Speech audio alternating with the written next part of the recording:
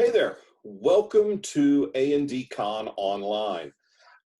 I wish that I was sitting there hungover with all of you and with all of these fine people, but this way I do get to play with my cat in the middle of the panel, so there's a little bit of side benefit to our current situation. I'm John Hartness. For purposes of Authors and Dragons, I am Fandingo the Fantastical. In what passes for real life around here, I write the Quincy Harker Demon Hunter series, the Bubba the Monster Hunter books, several of the Shingles novellas, the Black Knight Chronicles, and I don't know, I occasionally write royalty checks to Steve Wetherill because I publish him now too. So today we're going to talk to some of our favorite audiobook narrators, and they're going to tell us tricks of the trade, how they got into this insanity, and I don't know, any other amusing anecdotes that they have. So thank you guys again.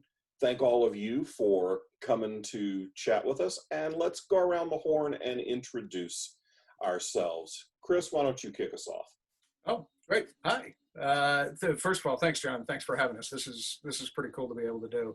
And yeah, we'll see you next year at the in-person live in Nashville. I'm Chris Featheroff. I am Author Monkey's voice monkey. That's Rick Walteri, to those that don't know. He writes the Build a Vampire series, and I was fortunate enough to be the voice of Build a Vampire and have been now for quite a few years. I've done some other audiobooks, but this, being a voice actor, isn't necessarily my main gig. I do face acting as well, if you could call it that. I also do a lot of behind the camera stuff. I have my own videography company, so I've kind of diversified all my creative stuff into many a different thing. But yeah, I'm happy to be part of the panel today, and excited to be here. Cool. Kirby. Hey everybody, I'm Kirby Hayborn, and I've been doing Drew Hayes's novels, a lot of his stuff. I started with Fred the Vampire Accountant, and then I've done a number of other of Drew's. I've done a couple of the Shingles novellas, and yeah, I do voice and I do face too. That's just what I started something called forever now. Yeah. Acting. I use my voice and my face to make I do butt acting. Andrea, tell the folks about yourself. Hi, myself. I will try. I'm Andrea Ems. I used to do face acting, although I should put that back on my resume because it's gold. But I've been an audiobook narrator for about 6 years. I'm in Rick Walteri and Ari Carr's spin-off series, the Second String Savior and Wannabe Wizard, which stems off of the Tome of Bill Universe, which I'm a huge fan of. And I have a big background in performing, from singing and dancing. I also was a video game designer before I became an audiobook narrator. And now I'm just really thrilled to do voiceover and audiobooks. Awesome. And saving the best for last because he narrates one of my series. James, tell the folks at home what you're doing, Roger. Oh, wait, sorry. I can never get through a panel without making some reference to Rent. Sorry. I'm James Anderson Foster. Like Andrea, I've been doing voice acting for about 6 years. I've never done face acting on screen, but I have hired John as my butt double. That was his butt acting. I've done 300-ish books. I'm very pleased to be the voice of the audiobook Firefly franchise.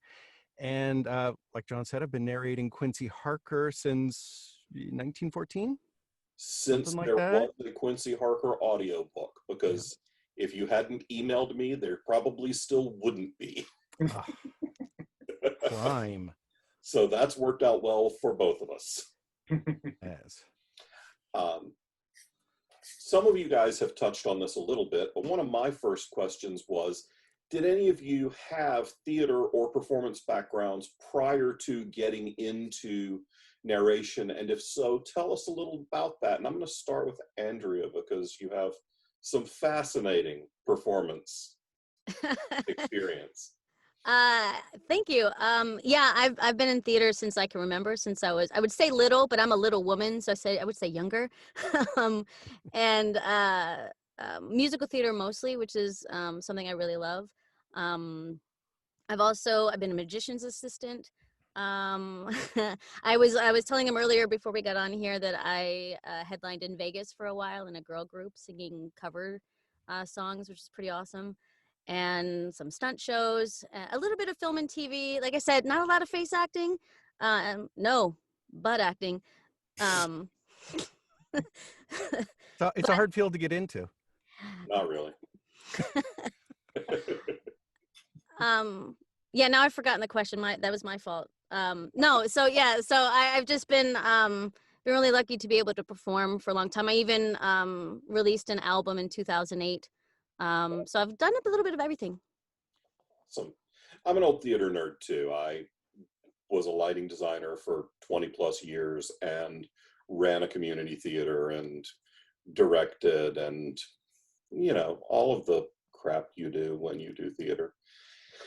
James.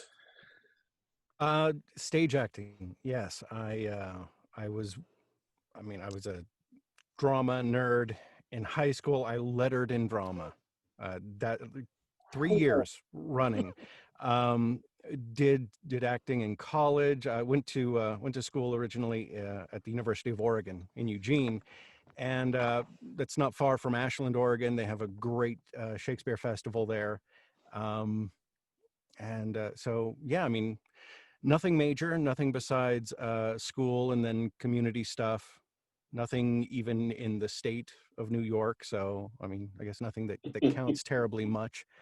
Yeah, my parents very early on kept harping on me saying, yeah, you know, you need to pick something real. You're never going to make a living acting, you know, so suck it, mom and dad. Same. Yeah, mine were 100% correct. I didn't ever make a living acting, but I built a lot of theaters for other people to act in and made a pretty good living at that for a while. So, Chris, tell us a little bit about your thespian days. Yeah, I didn't necessarily start as a drama nerd. I was weird. I started as a filmmaker even as a kid. I wanted to make movies, so I found a buddy that had a camera and started making little short films, 13, 14 years old. And it's actually my sister was one of the first people to come to me and say, why didn't you join the drama club at school? You do all this little acting stuff on your own. And I don't know why it was a little resistant to do that, but I was like, no, I'm happy doing what I'm doing. But I went, fine, I'll go check it out. And oh, yeah, this is pretty good too. So I ended up doing quite a bit of stages in high school, did a lot of Neil Simon, did the one David Mamet play that no one's ever heard of, Revenge of the Space Pandas. Okay, you went. No, check it out if you can. It's bizarre. It's not a Mamet. It's not a Mammoty play. It's a fantasy thing about a kid that goes to a planet full of sheep, and there's a king there that does all sorts. It's bizarre and it's really crazy. I was kind of shocked that my high school did it, but yeah, we did all sorts of fun stuff like that as a kid. Went to theater school at UCLA. Decided that was kind of going to be the arc that I wanted to go in. I ended up getting really fortunate. The year that I came to UCLA, they did this little conservatory acting track thing where they chose 12 people from each grade to put them through this program that didn't last more than 3 years. So we didn't even make it through the full 4 years. They ran out of money, but it was this really intensive kind of acting thing. So we got voice and dialect coaching and all that kind of stuff. So I got an education that a lot of the theater students there didn't. And at some point that just kind of made sense of like, do I want to have a pot belly and sit in a booth and be able to say voices and not do the face acting? That would be kind of nice now. I'm getting older. And so I, found a class that kind of told me everything I needed to know as far as getting the microphone and what to set up, and kind of went from there.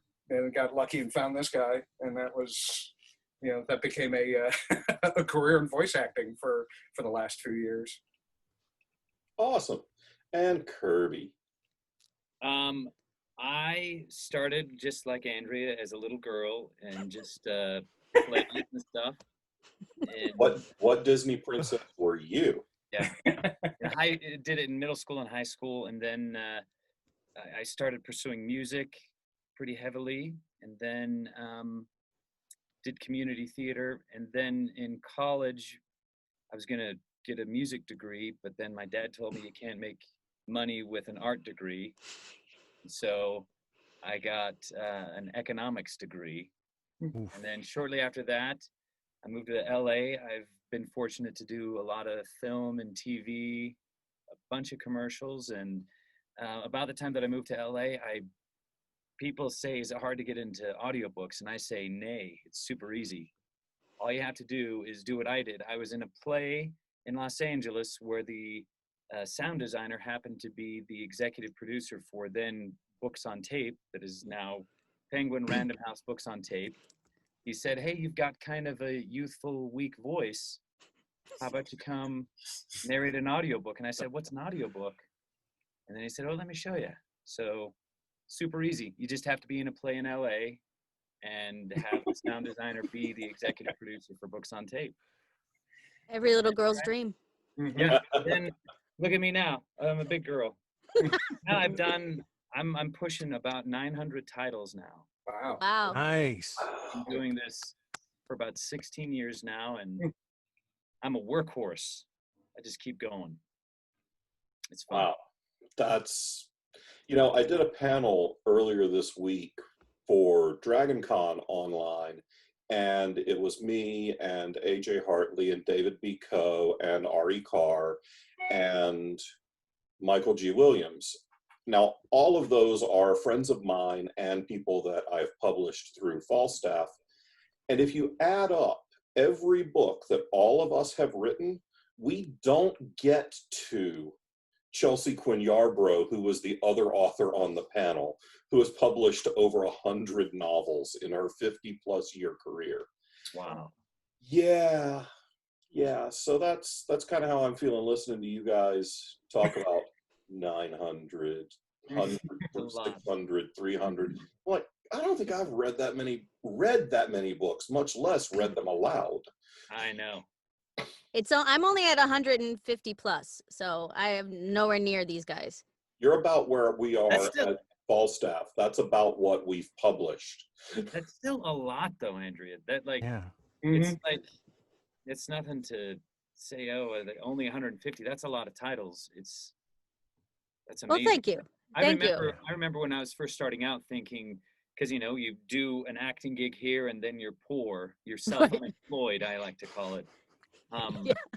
And then I remember thinking, oh, if we could, speaking royally with me and my wife, if we could just get one audiobook a month after I did that initial one, man, we would be able to, that'd be okay. We'd be able to pay some bills. And then it was like, oh, if I could just do 2 audiobooks a month. Yeah. Well, and I think it's interesting too, because when I first started, when I first started, I was still on severance from Disney Interactive because they had laid us all off when I was a game designer. And so I was still like, what am I going to do now?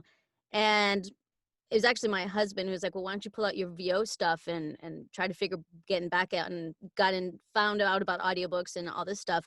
And I was much slower. I mean, you start out like figuring it out, and I was so slow. I probably took like 20 hours to finish recording one full audio, and it took a while before I would figure it out, get my rhythm, and get to the level where I can do a book a week or a couple, depending on how long they are. So. Well, that segues into the next question I had for you guys, which is, how did you get into this stuff? Andrea, yours was similar to how I became a full-time writer. You got fired. What are we going to do now?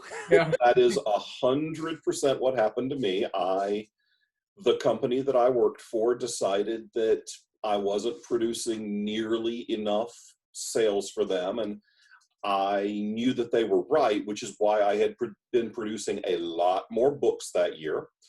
So they said, you shouldn't work here anymore. And I said, yeah, I was really hoping you wouldn't catch on for about another month, but You're right. So you were doing game design stuff.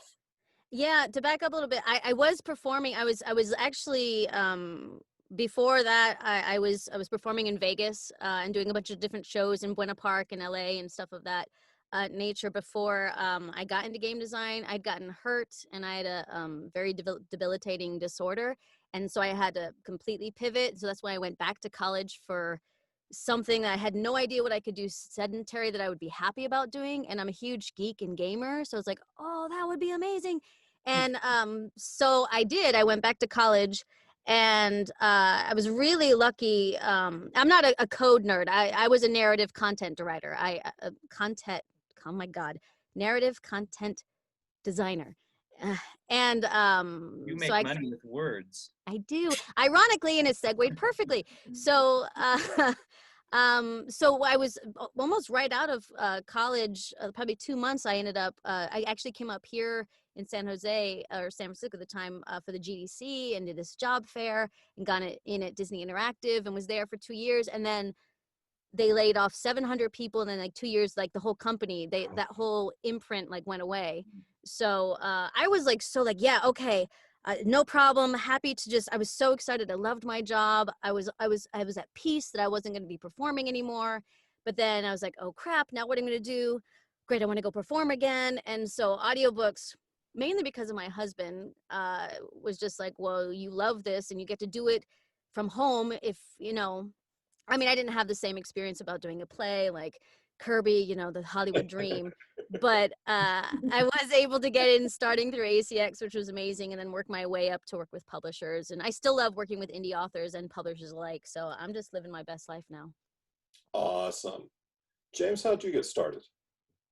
Well, I mean, I listened to my parents back in college, and so the story starts with me as a clinical psychologist. Yeah, I was driving from Colorado to Cincinnati. I had done a year at UNC as a counselor, and you're realizing that this maybe isn't the life that I want anymore. Listening to an audiobook all the way there, 19 hours. It was Luke Daniels in the Iron Druid series, and about halfway through, I stopped at like a Denny's, and it dawned on me, people do this. Like, people get paid to do this. This is a job that people have. And so I just made a little note on a napkin to, look into this when I got home. I did. Very soon after, ended up, I did some consulting jobs for a couple of corporations while I was setting up and getting started, but very quickly said goodbye to the psych and corporate life and dove into this. So how did you find it? Did you find it through ACX or? It's kind of funny. I found it through ACX. You go home, you Google, how do I narrate audiobooks? And Right. ACX had been going, I think, for like a year or two, maybe at that time. So I created a profile. And then I found Luke Daniels on Facebook, and I sent him a friend request, and the dude accepted. Which I thought was weird, but whatever. I sent him this, gushing fanboy message, and you're the reason I got into this, having done, I think, a book at that time.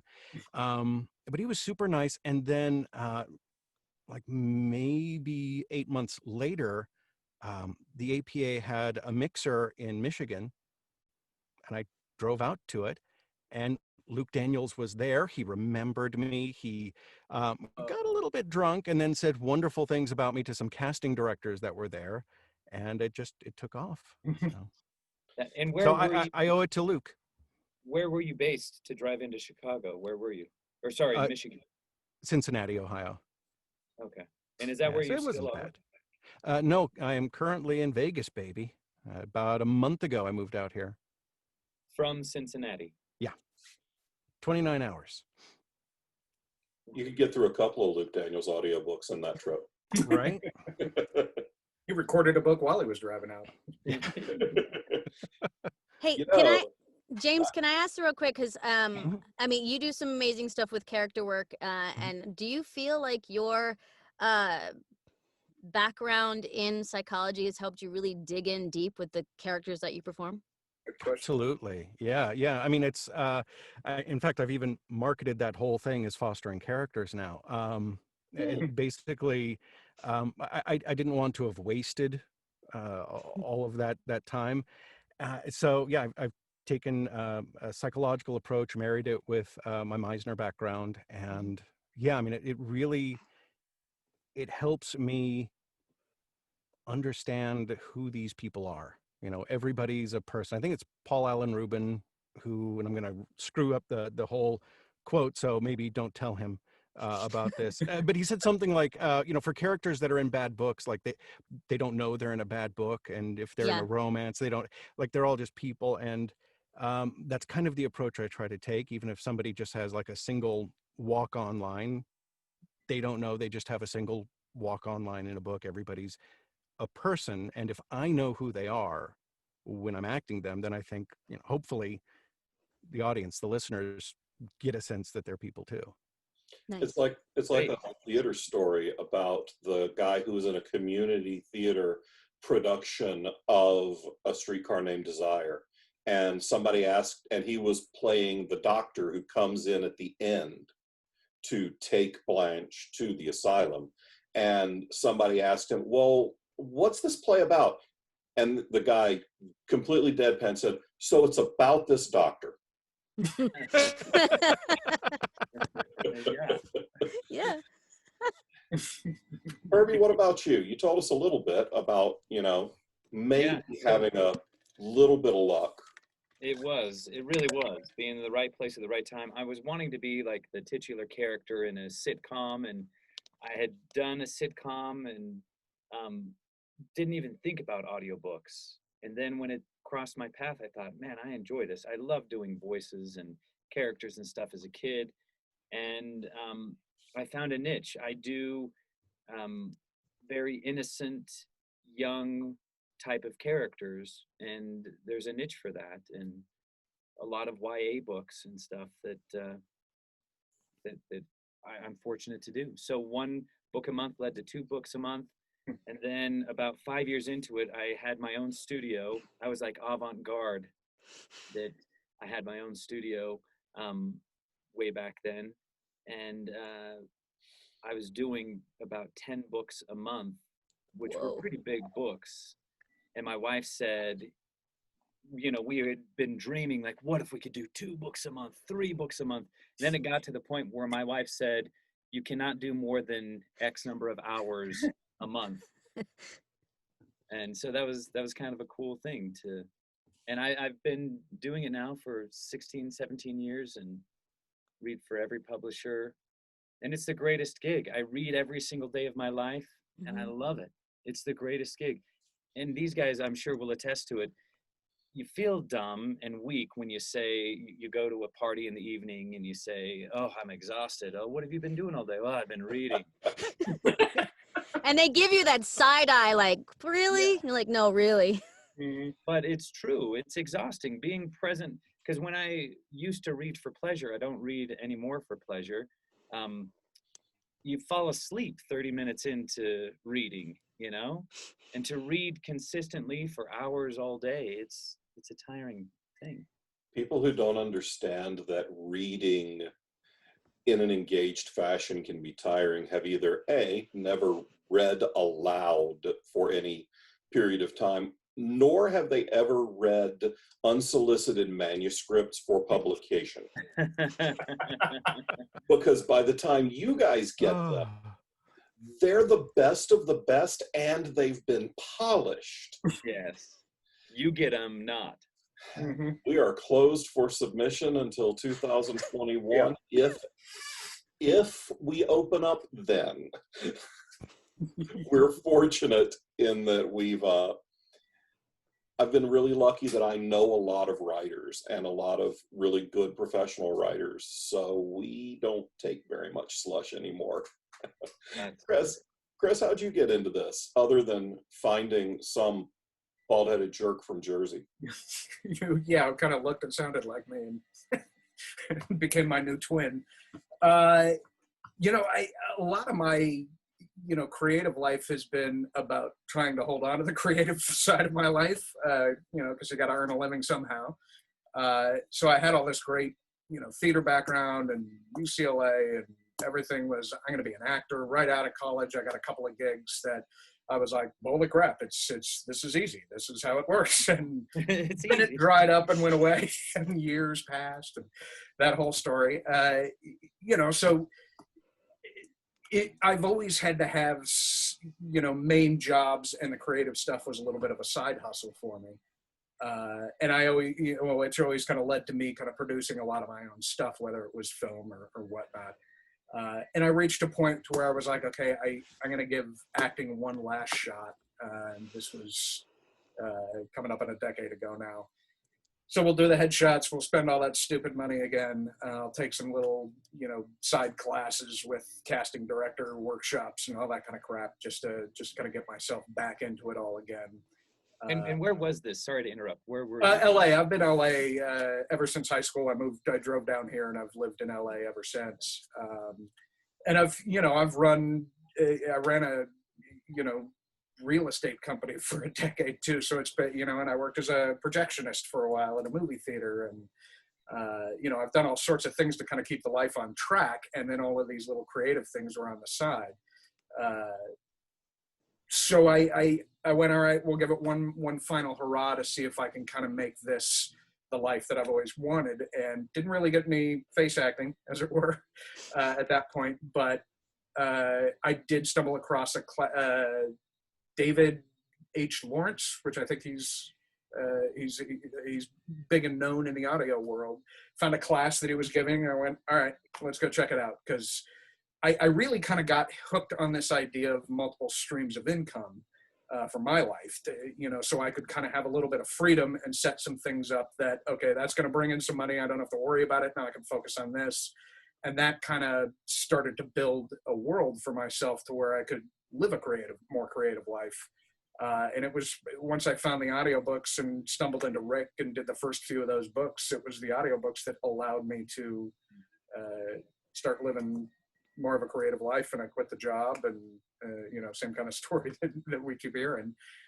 It opened up a lot of doors for me, and I don't necessarily focus and push as hard as you guys. I'm a far cry from 900 books. I'm a far cry from 150 books, quite honestly. I at this point, I'm doing mostly Rick stuff with the intent of, because this is how I operate, making my own content pretty soon. So I'm working on my own book, and then, do the audiobook for that, and yada, yada, yada. And hopefully you and I can cross. Yeah. That would be amazing. Absolutely. But and then we've talked about some little projects too, that, maybe reinventing some of the audio stuff. But that way, I don't know about the rest of you, but I wasn't really an audiobook fan when I started doing it.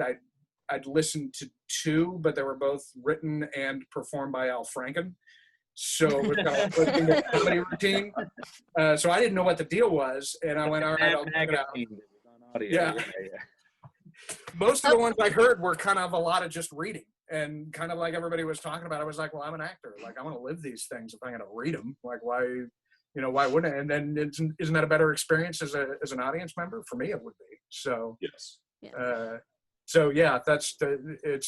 It's a little bit of a dream come true to be able to do some of this, to read these stories and kind of perform them in ways that, it's kind of going back to the other. Yeah. Well, I'm kind of with you there. I love audiobooks, but as a listener, but I struggle because unless when I would drive back and forth from, like, when I was in LA and I had to go to Buena Park for work, so that's a good solid 3 hours there, right. Even though it's technically 45 minutes. The traffic was just 12 hellish. miles, but right, but yeah. But otherwise I would lose my focus or I'd fall asleep. But being such an avid reader, but then also being able just to dive in completely changes it up for me, and it's just more fulfilling that way. But I've got to say, a quick side fangirl, one of my first audiobooks was Gone Girl, and it blew my mind. So that was a good one. I like the boy narrator on that. Yeah, he was amazing. Hint, hint. Oh, really? Yeah, it was Kirby and Julia Whalen, and it was astounding. And it actually, there's a lot of stuff in there that I mean, it's a pretty intense story and incredible subtext that goes on behind both of the characters. And it was a nice way to show how you could have all of that without going over the top, because you'd think a lot of times, oh, I'm just going to plug in and got all these characters and I'm going to be huge. And it's like, no, it's not a cartoon. These are real people who are living their lives outwardly and then hiding all this river of stuff underneath. It was just brilliant. And it got me excited about doing that in this. Yeah. So thanks, Yeah. Kirby. Was that before or after the film? Oh, I saw it before the film. I listened to it before the film. Yeah, I feel like I just read Dark Places by that same author, and I feel like going way big over the top would kind of like be putting a musical number in the middle of a Cormac McCarthy thing. But I was just going to say, I saw both James and Chris nodding at what you said, Andrea, that I think people think, oh, I can do a lot of funny voices, so I can do audiobooks. Mm-hmm. But that's the last thing somebody wants to hear, really. Unless the author, unless John is saying, hey, I want this crazy, weird voice. But that's the thing. You need to be believable at all times, at all moments. And I love, James, your advice that even the guy that's just coming on at the end, he doesn't know that he's in this book that's a romantic novel. That's exactly it. I love that. I'm going to write that and put it on my Yeah. Make sure, though, you attribute it. That's James Anderson Foster misquoting Paul Allen Morgan. And that's why when I've had the opportunity to choose narrators, as opposed to being fortunate enough to having them find me, I have always tried to find theater people, because I have the theater background. And there's a shortcut in language. There's just some common conversational tools. I can just say, okay, look, it's a Mamet kind of, it's Mamet language, but it's not Mamet pacing. And you guys will know what I'm talking about. We drop a lot of F-bombs, but it's not like paced like American, but it's paced like Sam Shepard, not like American Buffalo. So without having a lot of professional wrestling references, theater gives me common ground with a whole different type of people, typically. Yeah. Now, let's get granular a little bit, because I know you guys probably get this question a lot on social media, but getting an opportunity to have several of you all together at once, what's your setup?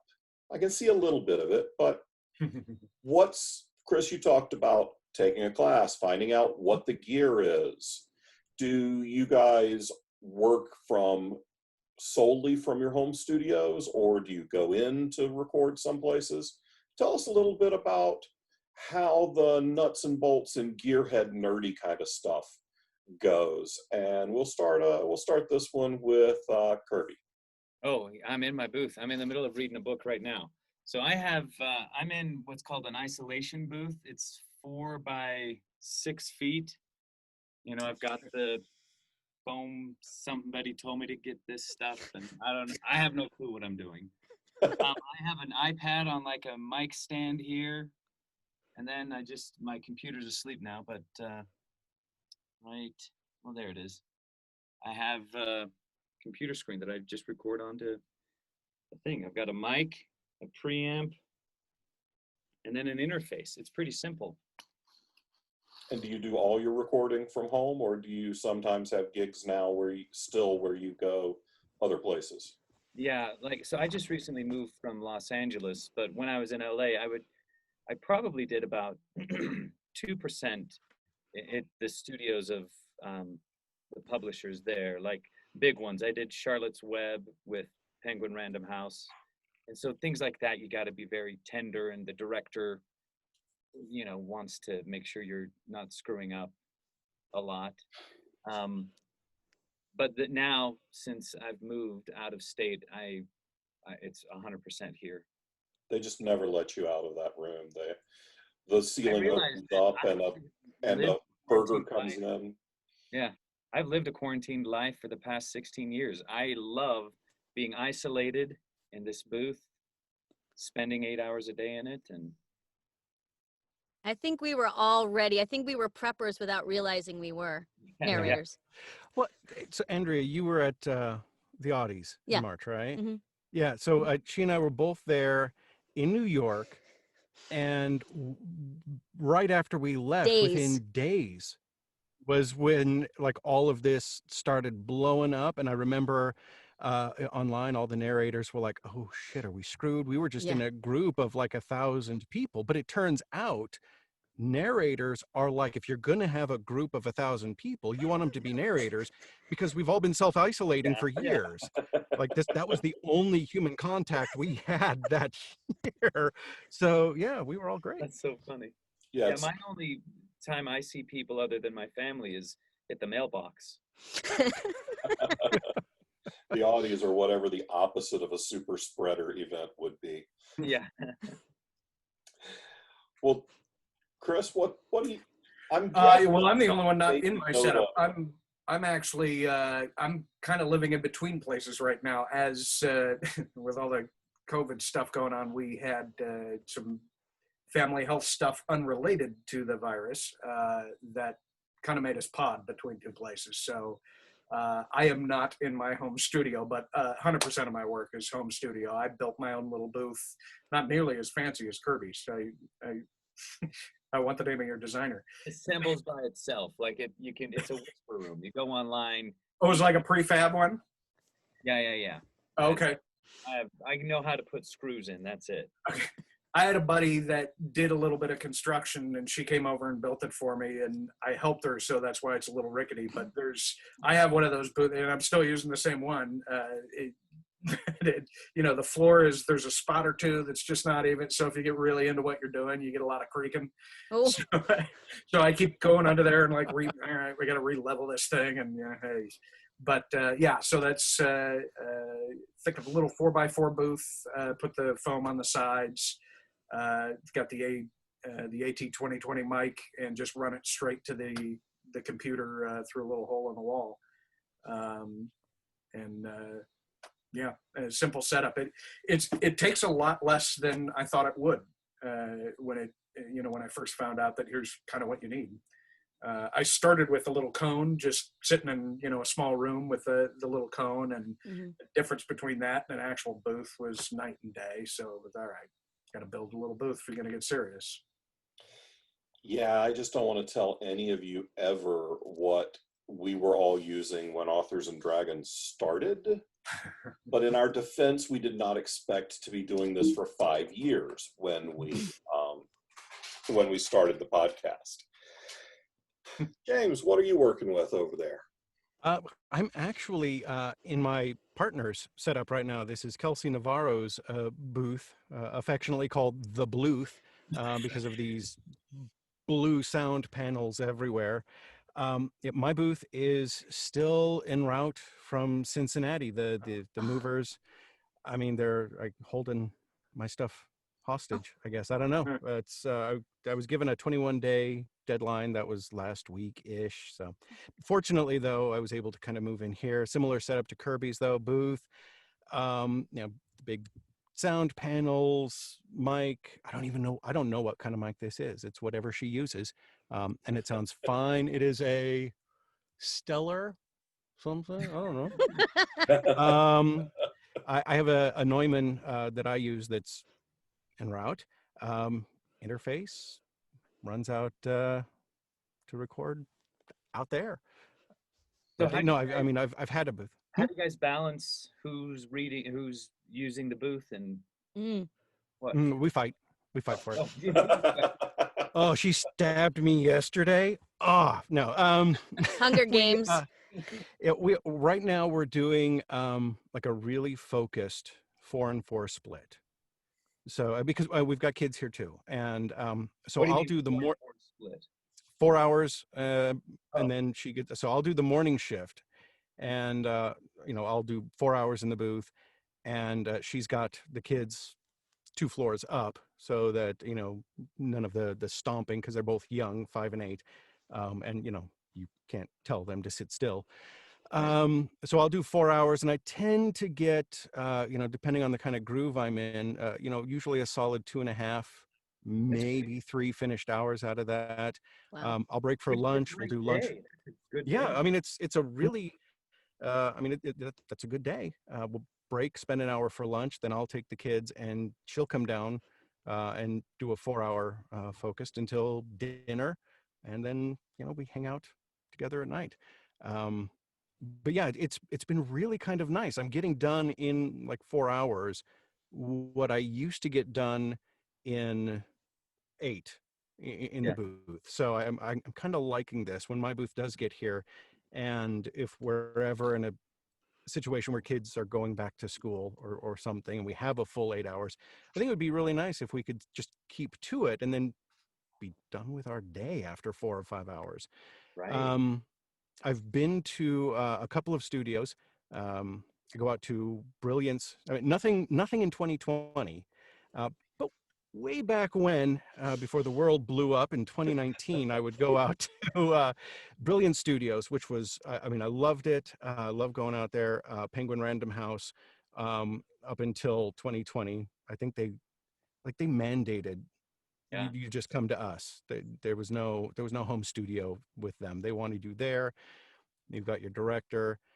Brilliance is kind of a 50-50. They'd reach out to me and say, well, do you want to come in? And if I needed like a week away from everybody, or if everybody needed a week away from me, I'd say, Right. yeah, they'll Yeah. put you up in a hotel, and which is great. I love working in a studio because I can do a 5 finished hour day in Yeah. a studio, because there's no Facebook break. There's no, and you've got another person on the other side of the glass, That you're and concerned about. Yeah, um, like it's their time too, and you want to be as efficient as yeah, possible. Yeah. Well, you're not yeah, wearing 45 different hats. You're just performing. right. Mhm. It's just you and the book. And I remember the first time I was in the studio, and the director was like, don't stop yourself. Just don't. Just trust us. You've got an engineer here. You've got me here. We'll stop you if you need to stop. Otherwise, you just focus on the performance and go if you don't hear otherwise. And that was so Hmm. ridiculously freeing. I don't know about you guys, I'm very self-critical. Yeah. If I'll Sure. go along and I might stop and be like, oh no, let me redo that. Or so Yeah. yeah, I've done both, primarily though in a box at home. All right. Well, Andrea. Yeah, mostly I've done it from home. I have driven down to LA. It's like 6 hours, 7 hours drive to where with Deanne. But mostly it's been from home. I one of the things that like we were just talking about how freeing it can be. And I have had the directors who are like either Zooming or Skyping in while I'm recording from home, which is really freeing and nice. But I still have to do the electrical, or the technical stuff in my DAW, my digital audio workspace. So I would love to be able to go more in when it is available, just to enjoy that full freedom. But I also do, like, especially having a pain disorder, it's nice to also know, like, oh, you know what, I'm having a flare up. I need to stop. And then I'm not putting anybody else's schedule on, on hold or anything. And I can just take a moment, relax, or let it pass, whatever, and then get back in the booth when I need to. So, so I'm just really grateful. And I'm sure all of us here are grateful during this terrible time that we're going through. None of us have really taken for granted the fact that we are able to still work, so Yeah. it's a real big blessing. Yeah. For me, I'm in a Scott L. Peterson booth, which is not as easy to put together as yours, Kirby. But it's amazing. I can't adjust the webcam as easily, but it's a 4x6 booth as well. Actually, it used to be Simon Vance's booth. I bought it from him, and I've named it Vance. Great. So Sexy. I have an AKG-C214 microphone What? that has What? I don't it's just an acronym. I don't know, but it's awesome. And my audio interface is, and my tower is outside of the booth, so I don't have a lot of sound and stuff. And I also record the script on an iPad, and then I have the screen mounted on the wall where I have, you know, Facebook, because I shouldn't, but mostly so I can get, like, you know, I have spreadsheets that I use where I have all my characters and what, you know, the links that I have for all the pronunciations. And if I have to go to forvo.com or Merriam-Webster or wherever, up there, I have all that together in one easy place. And then I also have a ton of stuffed animals, you know, in here because, and I'll tell you why, not only, this is who I was in, she was my very good friend at Disney World, is actually how I should say it. So I mean, I love plushies and stuff, but I have like a whole kind of a wall over here because for me, I miss performing on stage and connecting to the audience. And so I kind of play to them in a sense, if that makes sense. Yeah, that's so cool. They become my little plushy, non-heckling audience. That's pretty good. An audience that doesn't heckle. Didn't get that very many nights in Vegas. No, the only time I do get heckled is by my cat Lucy, because it's just almost like clockwork. While I hear a scratch, I'm like, okay, it's time to snuggle. And just like what your cat did, she'll like jump on my lap. I'm like, okay, we'll take a little break. Or she'll get really hyper, and I'll just hear, and she's running all around on top, and up and down and up and down. So I have to pause. So I'm like, thank you. So she's like my union rep to make sure I get my breaks. Well, my union rep has left me, so apparently it's getting close to time for me to feed him. And we're coming up on the end of our hour. So tell folks, let's go around the horn one last time and tell folks how they can find out more information about you if they want to hire you, how they can find your books, if they want to buy things to get you paid, all of those things. Promote yourself for a minute. And let's start with Andrea. Thank you. Well, first of all, this is a lot of fun. I appreciate you having us all on. So you can reach me at andreams.com, which is my website. I have links there and get to know me, or basically, as sure as we all are, on Audible. So you can just search our names on there and you can see our full library of books. One of the things that I'm excited about is the latest False Icon series book that which is a spinoff of the Tomb of Bill universe series with Ari Carr and Rick Waltieri. That's coming out September 29th, Wannabe Wizard. So keep an eye out for that. And yeah, I'm on all the social medias, so come find me. I'm not too big on like TikTok or any of that, but Facebook, Twitter, Instagram, you can find me for sure. And I just want to point out that you have pronounced Rick's last name correctly more times in this hour than most of the Authors and Dragons cast has in 120 episodes of the show. So good on you. Thank you. I tried. Since we're taking the piss out of Rick, we'll go to Chris, who kind of makes money off taking the piss out of Rick. I do indeed, yeah. In fact, I think I did a little audio bit that I posted at one point that was me just mispronouncing his last name multiple times, as many ways as I could, Waltari, and that sort of thing. So yeah, you can find me, chrisfeatheroff.com. That's the main website. If that's too hard to spell, you can also go to cjfevents.com. That's the more the videography and short films and all sorts of things over there. On Facebook, Featheroff's Frequency. It's a little brand I started to kind of help promote more of the creative stuff. So you can check me out there. We're also on YouTube at Featheroff's Frequency. Yeah, I think we've still got a couple more Bill books coming in the next year or two. We're midway through a new series called Bill of the Dead that Rick is writing while he's writing all of these other projects with Ari Carr and whatnot. So look for that in the near future. And like I said, I'm working on my own book now, so hopefully I'll be on one of these other panels sometime soon, doing the writers panel as well. But so that'll be another audiobook coming out sometime soon. All righty, Kirby. I want to echo Andrea, and this was awesome. I learned so much from all three of you guys. Thank you so much for your advice, and hearing your stories and stuff is so inspiring. It's so great. This is an amazing world we live in, isn't it? The audiobook world, not the real world. That's less amazing. We're so lucky we get to do this. Even when the world is going crazy, we still get to do this, sit in our booths and still make great characters and stuff. So this was awesome to be with you guys. And John, thank you. Actually, John's going to be my agent now. So if you want to contact me, you got to go through John. I'm on social media. That's the best way to contact me.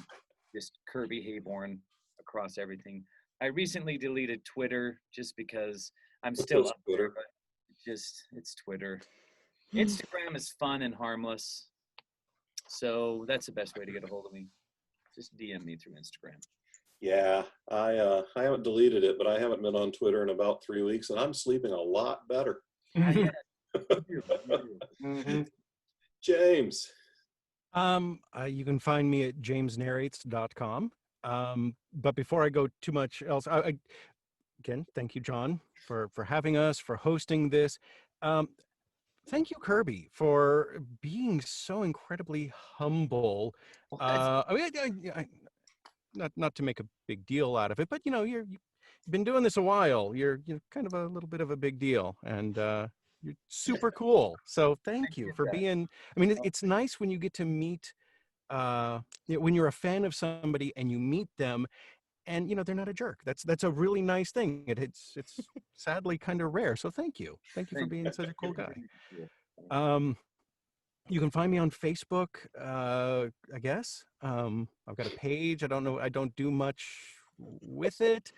I'm on Twitter. I'm on Instagram. You're mostly going to get like pictures of my kids and then me sharing stuff that Kelsey's doing.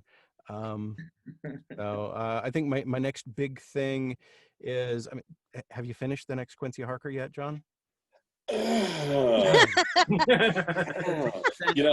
are some times that it's really good I own the publishing company, because if I didn't, I don't want to see the emails that I would send me. Right. The goal is to finish it up before this goes live, because we're filming this on Saturday, August 8th. And A&D Con is August 15th and 16th, which is next weekend. Well, my birthday is next Friday. Oh.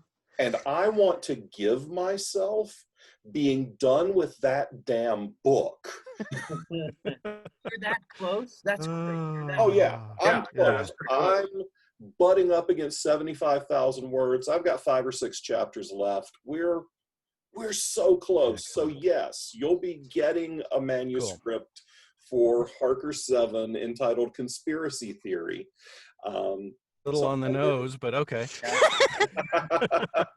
Because Harker is why I drink. I could not do the Harker voice for 8 to 9 hours straight without bourbon on the regular. So thanks a lot, John. I'm looking forward to the next book. You're welcome.